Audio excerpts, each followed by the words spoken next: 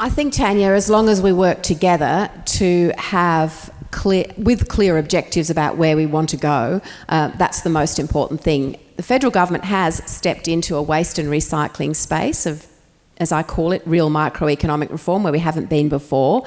And that's exciting. And the other exciting thing is, as I said, we don't get pushback and we don't get argument and we don't get finger pointing.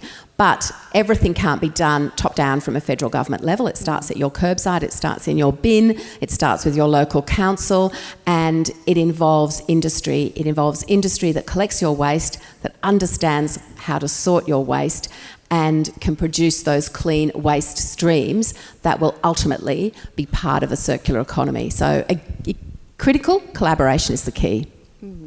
And you mentioned that sorting so that we have those clean waste streams, and contamination is often that big problem we hear about, but that is where technology is improving. So I think it's worth asking you, Dr. Finkel, what else do you think the role is of science and technology in helping Australia to meet its 2030 waste and recycling targets as set out in the action plan?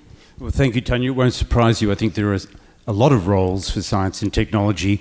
One that I think about a lot is how do you deal with the more difficult to recycle plastic, which is what I call crushable or soft plastic. It's more difficult than hard plastics. And can science and technology help? I think absolutely. And I like to use the analogy of fossil fuels, petrol in cars. When we use petrol in cars and we drive them around, of course, we get carbon dioxide as a byproduct. It's an emission byproduct that we absolutely don't want. And the solution going forward is electric vehicles, whether they're powered by batteries or by hydrogen. They're electric vehicles. And the nice thing is... You get hydrogen in there somewhere. I had to get hydrogen in. And the nice thing is that there are no emissions at the point of use. The problem is shifted to the supply side, where you've got large-scale production, and it's much easier to produce zero-emissions electricity, such as solar farms or wind farms. The analogy for plastic, for crushable plastic, is to make biodegradable plastics, because actually recycling crushable plastic is difficult. And biodegradable plastics are not as easy to make as you might think. There's a lot of science that still has to be put into what it is that activates them to degrade. Because initially they've got to do good work, like carrying liquids or food, and you don't want them degrading too quickly. And I don't think people have solved the problem. I did an N=1 experiment about a year and a half ago. I took 3 different biodegradable plastic bags that I bought at the supermarket, and I put them all into bottles, glass bottles, with water, drilled holes in the caps, and put them up on the balcony so that we had sunlight, water and oxygen. I thought, gosh, that combination should cause them to biodegrade. And 1 year later, I took out the 3 plastic bags. 2 of them looked brand new, and 1 of them had got soft and slushy. There's a lot of work that needs to be done so that we can focus on eliminating the problem at source or at the point of use. Yeah. Well, I think that science and technology does have a lot to offer us there, but I will say on the subject of soft plastics that you're actually sitting on a bench that used to be soft plastics. Little shout out to Liz Castle, you're there in the audience somewhere from Red Cycle.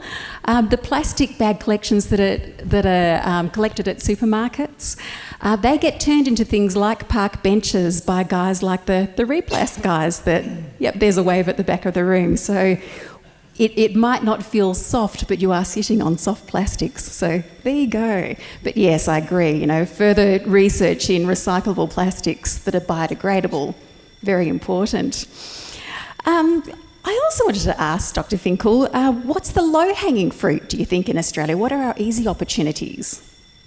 Gosh, well, one is, it's not all science and technology, so proper management of curbside waste. I have a friend, so where I live, we have 2 bins, and I'm pretty confident, as the Prime Minister sort of alluded, that whatever I throw into the recycle bin probably ends up in landfill, which is sad.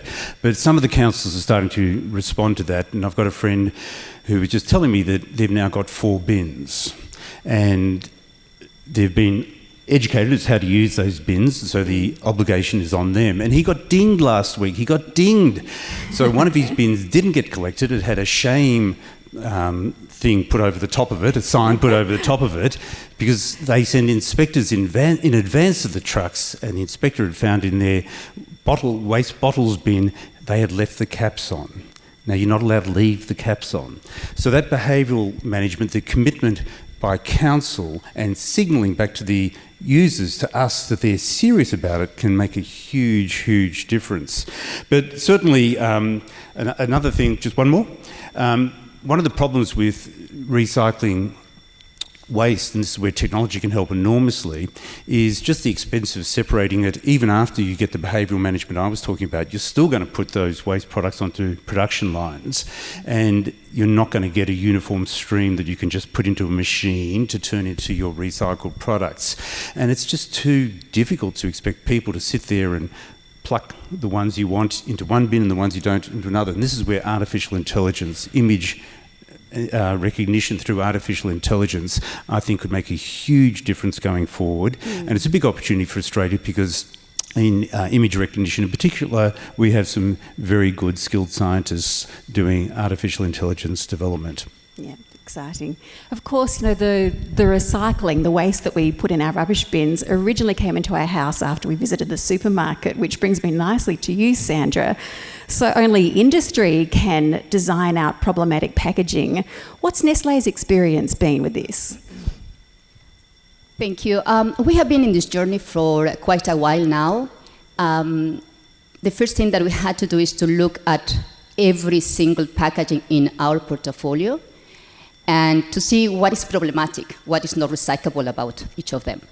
In Australia, the PREPS tool, which sits behind the Australasian recycling label, has helped us unpack and understand better each component of our packaging.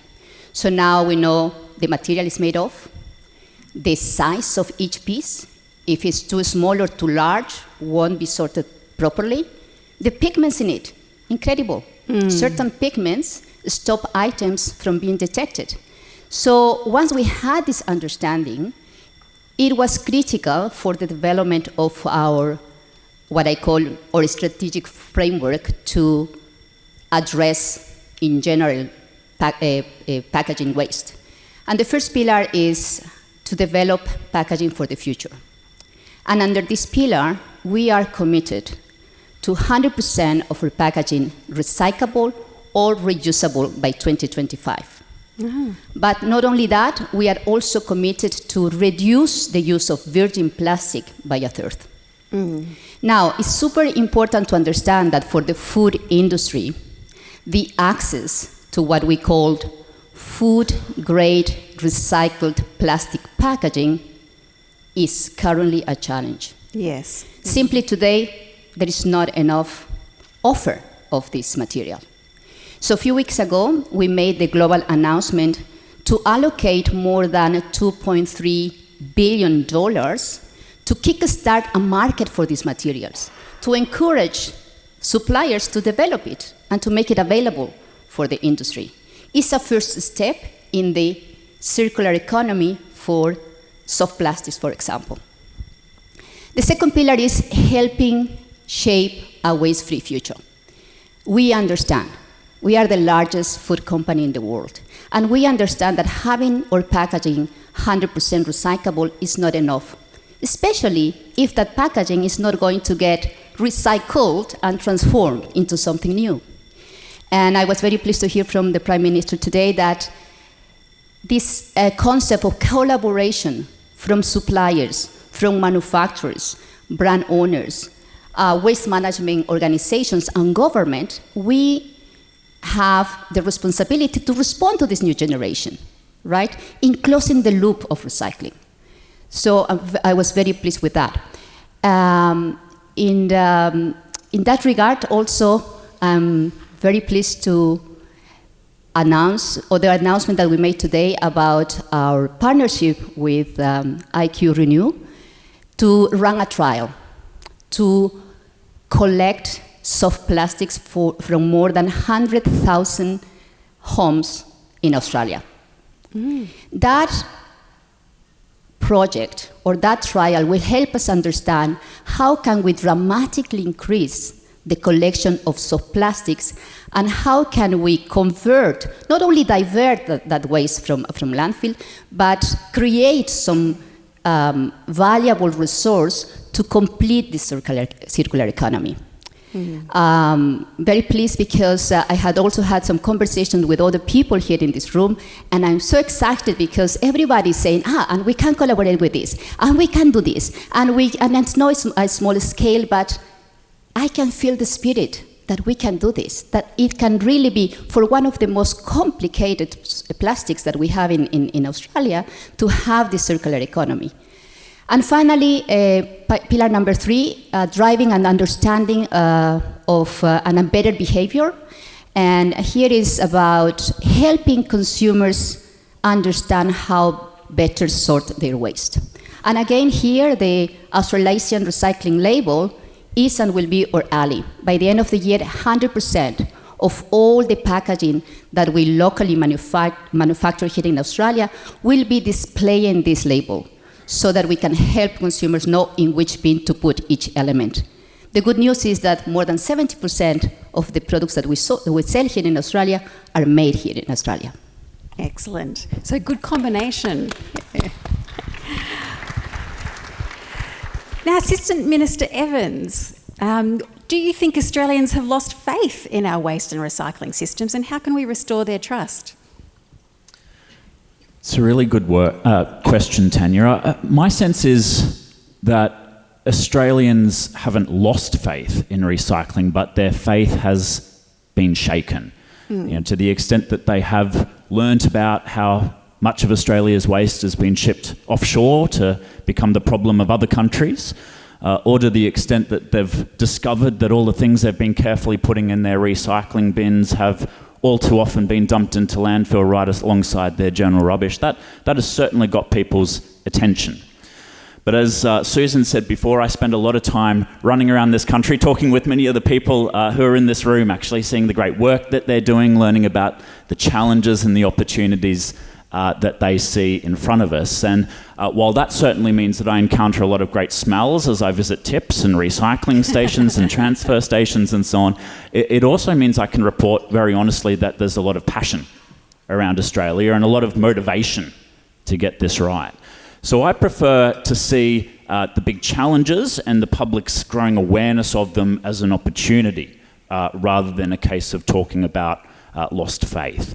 If we can grab this moment when so many Australians are paying attention to it, we've got a fantastic opportunity where everybody genuinely is leaning in to these challenges and really trying to get us to the same destination. We've got some environment ministers here from WA and the ACT and representatives of local government and other states and territories and so many other important stakeholders and representatives from all around Australia here. And my real sense, as we got together late last year and formed Australia's National Waste Action Plan with many of the targets and actions that we're talking about today, is there is a lot of goodwill. And as Sussan said, there's a great opportunity for us to coordinate our efforts and collaborate. And we're very conscious that one of the best things that the federal government can bring to the table is that national leadership piece, which the federal government talked about. And I guess a policy-making and coordination role that can bring all of the great ideas that are out there together into a cohesive set of policies going forwards. Thank you, Assistant Minister Evans. And I must say, I feel your pain. You know, in my career as on TV, I think I've taken film crews or photographers to landfill sites, recycling facilities, and even a sewage treatment plant about a dozen times. So all the glamorous jobs, I feel your pain. Raphael, what has the Pact Group's experience been with this? And, you know, what do you think the design solutions are? Okay, so firstly, can I thank the Prime Minister, Minister Lee, Minister Evans, for their leadership in getting us all together here today in Canberra to talk about this important issue. You know, I've been in this industry for almost 30 years, and this is actually the first conference. This is the first get-together by the entire industry to talk about this important issue. And one of the most important things for me is, you know, where is our leadership? Because with great leadership, you can do amazing things. And I think this government is certainly demonstrating that leadership and action is really the key to fixing the problem. So firstly, I want to congratulate you all. I think it's fair to say that 99% of the audience don't live in Canberra. Everyone's made a huge effort to be here. So put your hands together, not only for your own effort to get here, but for the government's effort in this amazing cause. The second thing I want to talk about is how exciting this particular moment in time is for our country.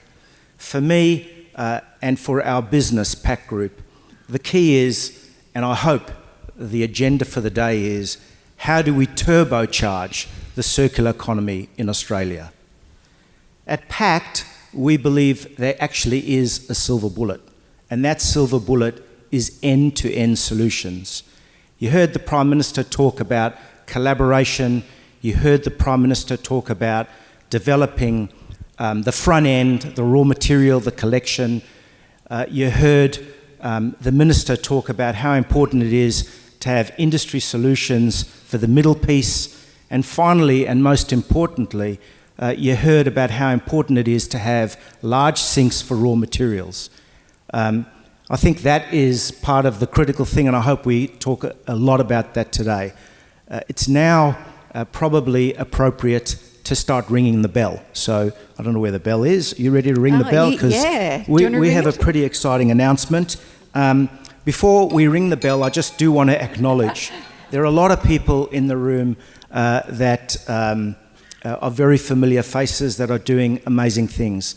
There are our customers, our suppliers, and in their own quiet way, there are amazing stories and amazing bits of work that are going on to boost the circular economy. So a big shout out to all of those people, you know, the quiet Australians that are actually doing amazing things for the circular economy. Our announcement today is Pact Group is committed to leading the circular economy through significant investment in existing and new facilities over the next 5 years. Today, later this morning, we will unveil a commitment to work with government and like-minded partners to invest $500 million in the circular economy by 2025.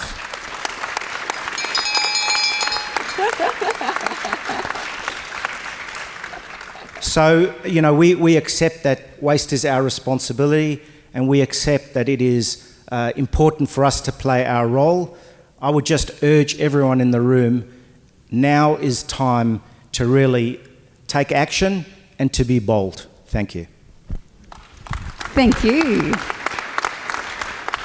Well, that's off to an exciting start this morning. Now, the next couple of questions, we're going to do like a quiz show, rapid fire round, so short, sharp and shiny answers because we're running out of time. So all of you, I want to know your quick thoughts on this. Australia wants to be a world leader on waste and recycling issues. What are other nations doing well in this space, and what can we learn from them? We'll start with you, Minister Lee, and work through the group. I think, as Rafi said, the end-to-end processing, and I've always said we want this to be an Australian design solution. Why export and then turn around and import the remanufactured product if we can get end-to-end processing? And I think if you look at Europe, there's quite a bit of that. So that's a big challenge, but it's achievable. Thank you, Rafi, and thank you. We didn't ring the bell for Nestlé and IQ Renew, but that's 2 bells, everybody. There might be another bell coming later today. Fingers crossed.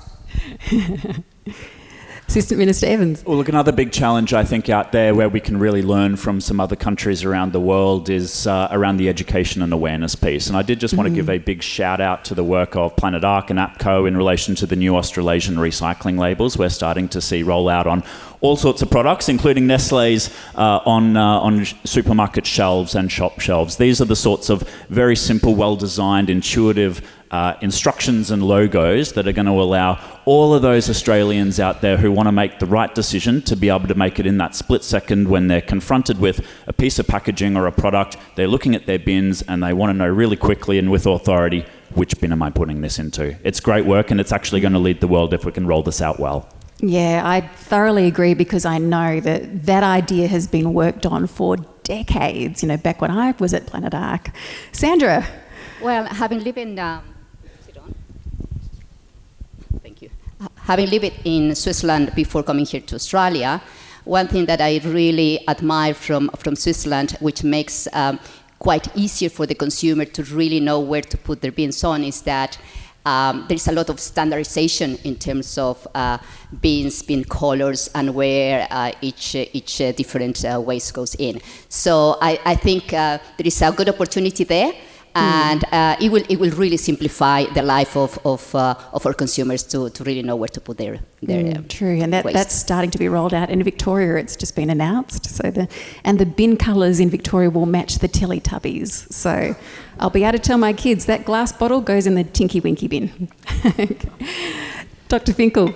So we've talked about educating the public and helping them to do their sorting, but I think that's important, and we can learn from overseas, integrating waste management into society so that it's respected and we can get multiple benefits. About 10 years ago, I went to a business meeting in Copenhagen, in Denmark, in a nice modern building just on the outskirts of the CBD, in a boardroom at an upper level. It was the municipal high-temperature incineration facility. And it was on the outskirts of the CBD, so not only could it incinerate the waste and get a small amount of solid residue, but it also produced electricity that went straight into the city grid, and it also produced heat, because in Copenhagen it's cold and they have pipes, and so it was contributing to the municipal heating as well. So cogeneration. Excellent. Rafi. So for me, Australians are some of the best recyclers in the world, and they deserve a circular economy that actually converts the raw material that they collect or that they're sorting into valuable products. Excellent. Next and last rapid fire question. Which piece of the puzzle are you particularly looking forward to in the breakout sessions that we'll be having and discussing and finding solutions for? Minister Lee again. As a rural and regional member, and I know Stephen Dawson's here, the Environment Minister from WA, quick shout out to Chris Steele from the ACT, our communities can be a long, long way from the major recycling pickup plants, but everyone there still wants to play their part. So whether it's small and modular or mobile, I am actually really interested in ideas that allow rural Australia to contribute. And I think that's a good point, because that is what makes Australia very different from somewhere like Switzerland with a large population, small land area.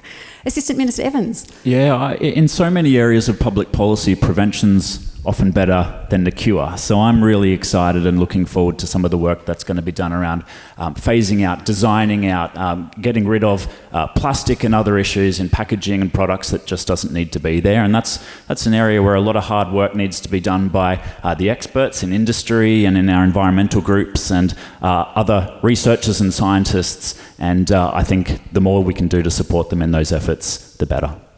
Excellent. Sandra. I am very much interested in the economics of plastics. From my childhood, I know that every challenge that we face, it's a huge opportunity in front of us, and this plastic challenge should be an opportunity for us. And I'm really looking forward to all the ideas for us to make this challenge that opportunity and making this a circular economy. Dr. Finkel. Well, of course, I'll be looking forward to the discussions around where science and technology can contribute to making the process of building that circular economy more cost-effective and efficient. But also, I would hope that there is some discussion about how to balance competing environmental outcomes. There are no simple, singular solutions in anything we do in this complex world. And so we do need to keep food fresh, but we need to eliminate single-use wrapping. How do you balance those competing outcomes? Yes, that's a good point. Finally, Raphael. For me, the focus today is how do we get collaborative solutions going? Over the 30-year journey, what I've witnessed over a period of time, we've had many recycling crises, and invariably we haven't been able to solve them because industry has either tried to find a solution on its own, governments try to find a solution on its own, and really I'm hoping that today we start talking about how we collaborate as a community to get an end result. Excellent.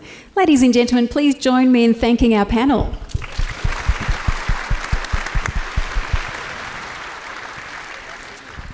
Now, naturally, we're running a little bit behind time, so we'll have a short morning tea break. Morning tea will be both here and upstairs, but we encourage people to go straight to their breakout sessions after morning tea. So grab something to eat and drink. Now, if you're in doubt which session to go to, if you've forgotten which session you've RSVP'd for, then stay in the room or go to this room or go to session 1 upstairs, because those sessions can accommodate more people. Now, the sessions are, and I'll ask each of the facilitators to stand as I read them out so that you know who you'll be following. Session 1, Addressing Plastics at its Source. That will be facilitated by John Gatsakis. Where are you, John? Yep, excellent, over there. Yeah. Session 2, Plastics and Our Daily Life. Peter Schmiegel, who was on the radio with Fran Kelly this morning. Where are you, Pete? Here, yep. Stand up so they can see you. He's in the fluoro shirt. You'll be able to find him easily. Excellent. Session 3, Plastics Revolution with Joyanne Manning. Joyanne? And that will be upstairs. Session 4, Plastics in the Economy with Professor Damien Gruco. And that will be here in the Great Hall. And Session 5, Oceans and Waterways. That will be with Ben Pearson. Ben. Excellent. And that will be upstairs too. So for those going upstairs now, please follow the ushers to your morning tea. And for those staying in the session in this room, morning tea will be served here. Lunch will be upstairs after the session, and ushers will guide you there after your morning breakout session. Now, please note that the Australian Packaging Covenant Organisation will hold a media announcement at lunchtime here in the Great Hall. You're invited to attend. Go forth and come up with solutions to plastic waste.